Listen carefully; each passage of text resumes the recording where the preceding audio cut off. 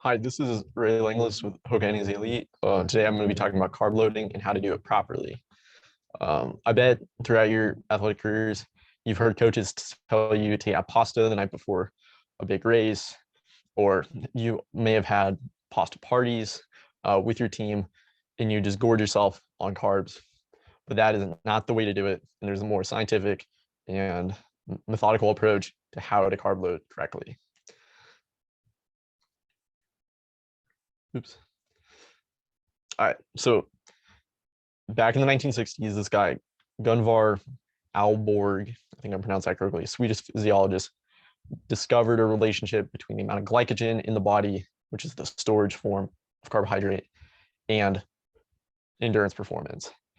Athletes for a long time kind of knew this and were experimenting with it, but no one really knew why until he discovered that muscles and the livers can store above normal amounts of glycogen when high levels of carbohydrate consumption are preceded by several glycogen depletions. And that's kind of where the whole carbo loading phenomenon began.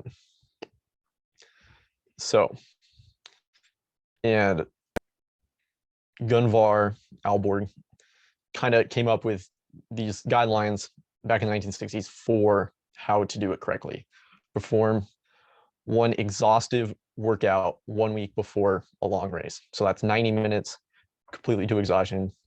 And then you consume very low carbohydrates, less than 10% for 3 to 4 days while training kind of lightly. And then over the next 3 or 4 days, you consume almost entirely carbs in order to super compensate and store more of it. However, over the years, athletes quickly discovered that being exhausted from this workout would interfere with their work with the race, and also not eating a lot of carbs led to a lot of fatigue and exhaustion, and it was kind of like too much risk for the reward. So there's another approach that nowadays is much more common, the no depletion carbo loading method. So you perform a long run or workout 1 week before a race. And if you're training for a marathon, you're probably going to run like 14 miles this Sunday or Saturday before a race.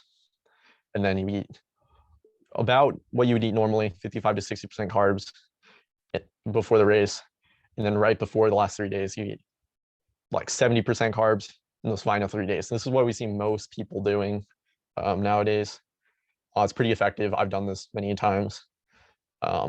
However, there might be an even better way to implement carbo loading. I believe it was 2002, a university in Australia did some research, and they found that if you do some high intensity running like the day before a big race, you can actually store more glycogen in your body than the other methods.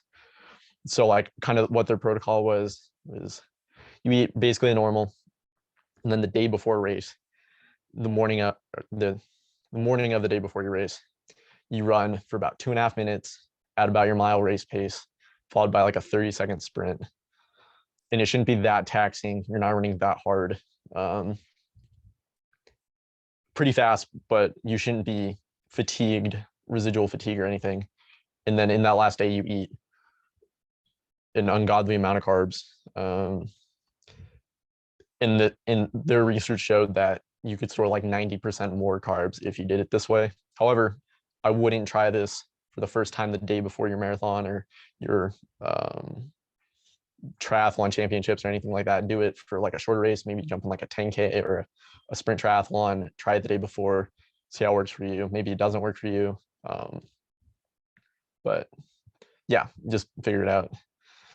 And how to carb load, most recommendations are about 6 to 7 grams per kilogram of that's what you eat normally. So if you're trying to store more, you're eating like 10 or 11 grams, and you're trying to eat whole grains, probably not a lot of fiber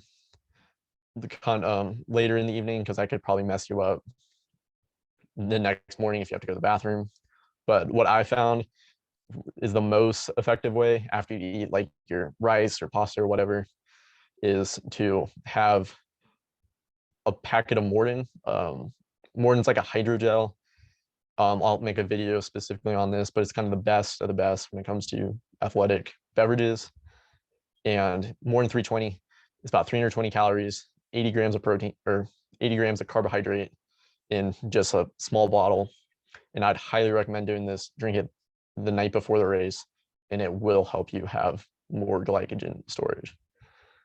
All right, that's all I have for today. I'll make a video specifically on Morton and what I used at the Houston Marathon and my race day nutrition protocol. All right, hope training's going well. Have a nice day.